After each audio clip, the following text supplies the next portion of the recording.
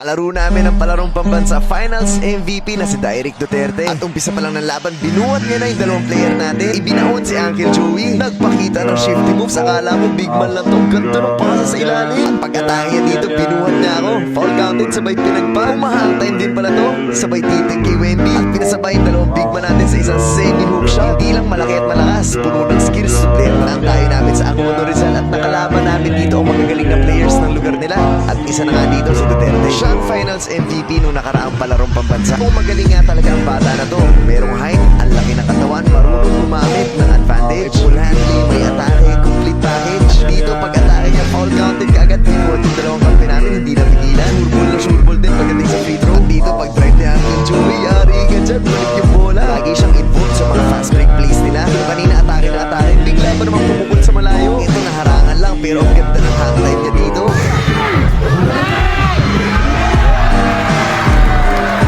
Talaga sa maganda sa kanya ay kapag fast break hindi siya nahuhuli. Hirap na rin pigilan kapag nakabuelo. Ito nakakuha na naman siya ng foul. So ang isang free throw niya malapit na ma-outside, mag-error ng team, pero nakukuha pa rin niya. Tapos maya maya biglang atake, tapos hang time, drop pa sa ilalim. Sigawan mo na lahat tao dito.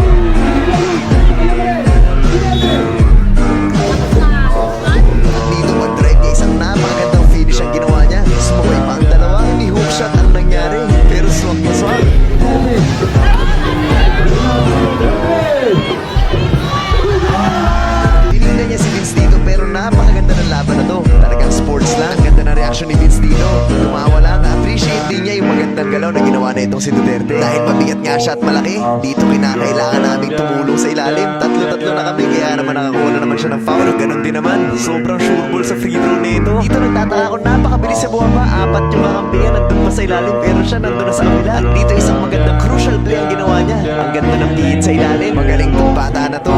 Malaki ang potensyal at malayo ang mararating niya. Pero higit sa lahat,